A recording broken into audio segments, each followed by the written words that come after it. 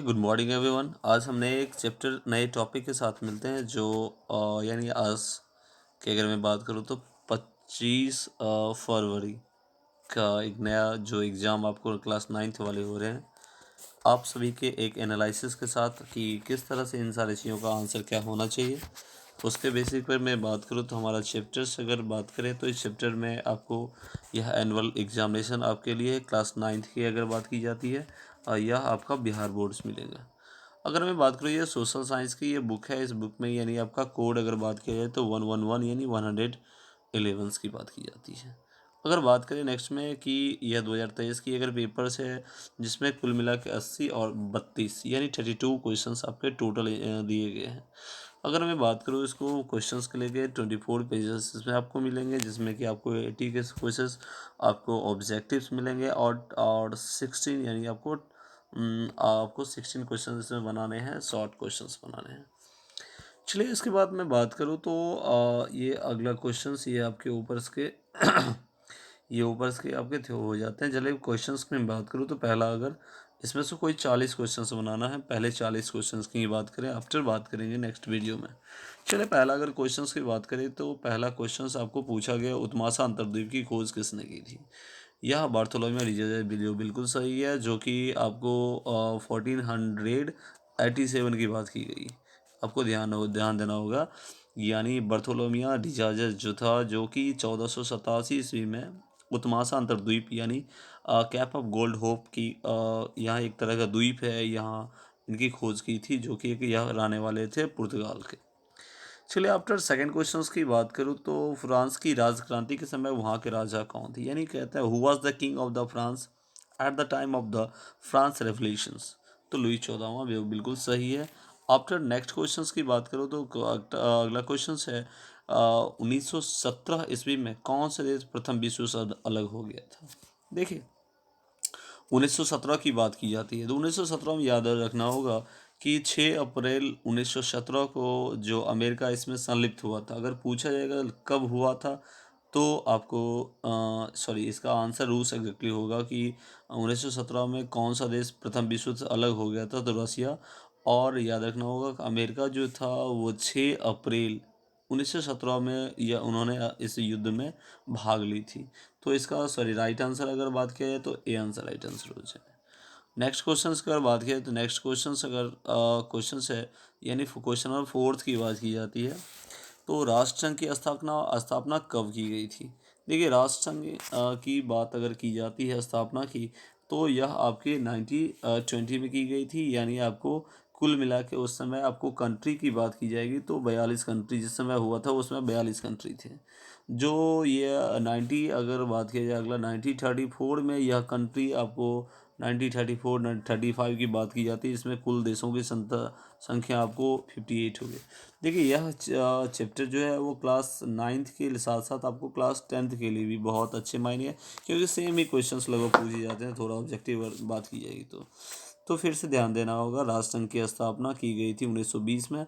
उस समय कुल मिला के कंट्री के अगर पूछा जाए तो 42 कंट्री थे और 1934-35 में यह कंट्री 58 हो गए। चलिए आफ्टर बात करें नेक्स्ट क्वेश्चंस की। नेक्स्ट क्वेश्चन बात है नाजी पार्टी का प्रतीक क्या है? तो यह स्वास्तिक का चिन्ह होता है, ये जैसे आप सभी देखते होंगे इस तरह से बनाते हैं। ये स्वास्तिक का चिन्ह होता है, वो रेड कलर का एक झंडा होता है जिसमें ब्लैक कलर के बनाया जाता है। अगर पूछा जाता है किसमें तो याद रखना होगा स्वास्तिक चिन्ह होता है जो ब्लैक कलर का होता है और रेड के झंडे के ऊपर में ये बनाया जाता था, जो कि नाजी पार्टी का एक प्रतीक था। यानी अगर पूछा जाता है who was the symbol of the Nazis party तो स्वास्तिक।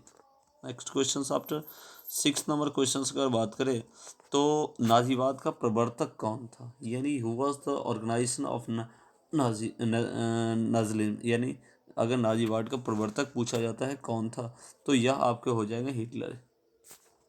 भारतीय वन अधिनियम कब पारित हुआ? अगर पूछा जाता है भारतीय अधिनियम तो बिल्कुल 1965 की सॉरी 1865 की बात की जाती है, जो बिल्कुल सही है।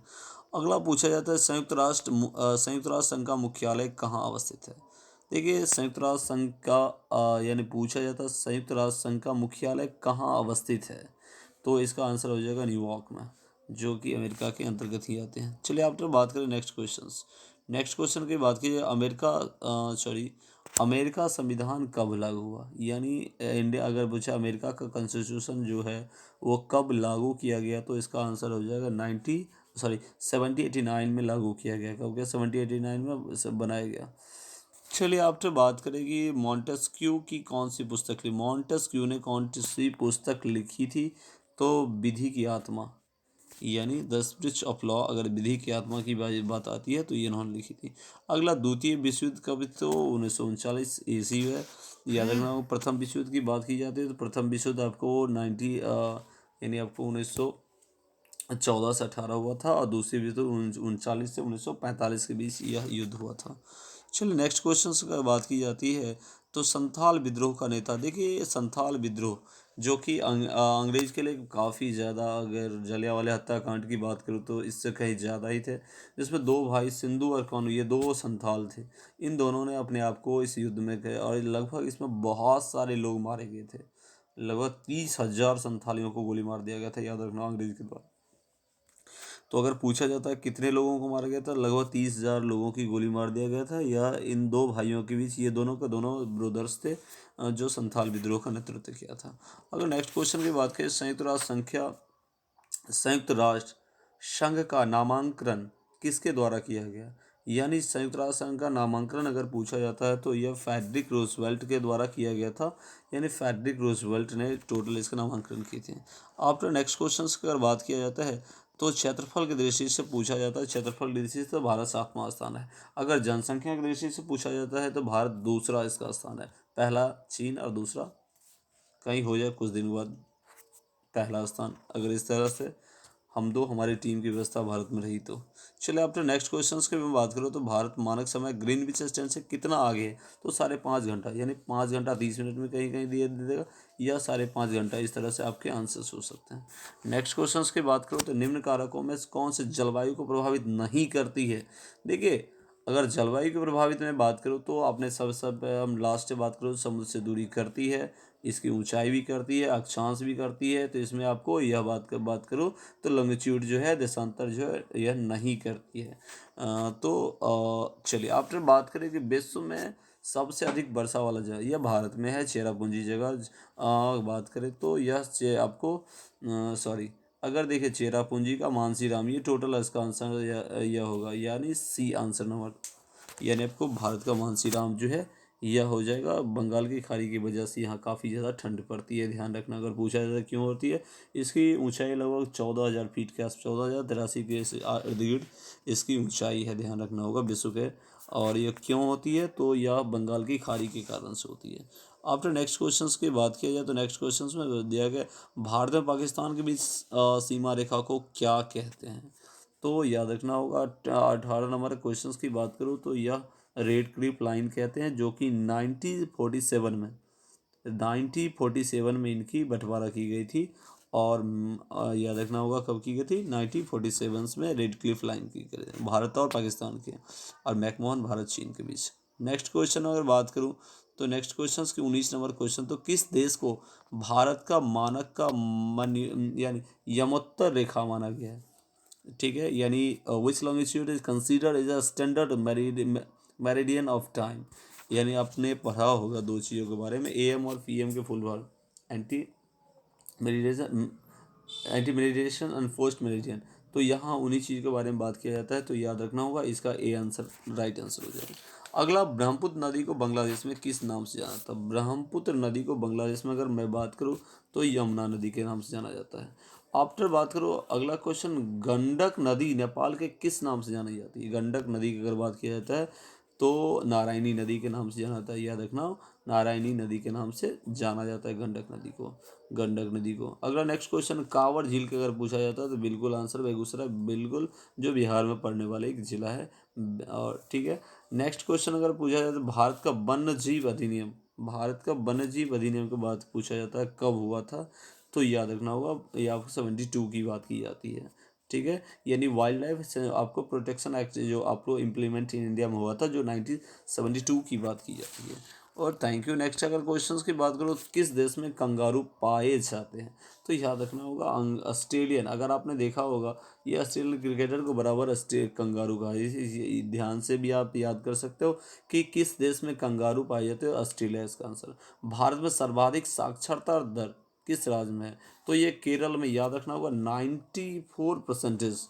अगर लिटरेसी की बात की जाती है तो केरल सबसे, और इलिटरेसी की बात की जाती है यानी असाक्षरता की बात की जाती है तो बिहार इसमें सबसे ऊपर है, तो कह सकते हैं आप। अगर नेक्स्ट क्वेश्चन, निम्न देशों में से कौन से विषुवतीय रेखा के नज़दीक है। देखिए अगर मैं बात करूँ विषुवतीय रेखा रेखा के नज़दीक की बात करूँ, तो आपके देश की संख्या अगर सॉरी पूछा जाता है कौन सी देश, तो याद रखना होगा श्रीलंका होगा। चलिए, किस देश में विषुवतीय रेखा की नदी के लगभग, याद रखना होगा 645 किलोमीटर्स। कितने दूरी है, 645 किलोमीटर्स। और अगर माइल की बात की जाती है, पूछा जाए तो कितना माइल दूरी है, तो 400 माइल दूरी है। याद रखना होगा कि विश्वते नज़दीक जो आपका श्रीलंका है वो लगभग 645 किलोमीटर दूर है, या 400 माइल के आसपास है। चलिए next question, after 27 number question की बात करूँ, तो बांग्लादेश कब स्वतंत्र हुआ। बांग्लादेश की स्वतंत्रता की बात की जाती है तो यह आपके हो जाएंगे 17 दिसंबर 1971। 17 दिसंबर 1971। वैसे याद रखना, अगर पूछा जाता है इसकी स्थापना की बात की जाती है तो 26 मार्च, स्थापना अगर पूछी जाती है तो 26 मार्च 1971। 26 मार्च 1971 की बात की जाएगी। चलिए बात करूँ, अगर सिंधु जल समझौते की बात करूँ, सिंधु जल समझौता, तो ये आपको याद रखना होगा, यही इजी वे में आपका आंसर हो जाएगा 28 का, यानी सिंधु जल समझौता 1960 1960 में 1960 की बात की जाती है। चलिए, कोसी नदी का उद्गम स्थान अगर बात की, चलिए उस उद्गम स्थान से थोड़ा समझ लीजिए।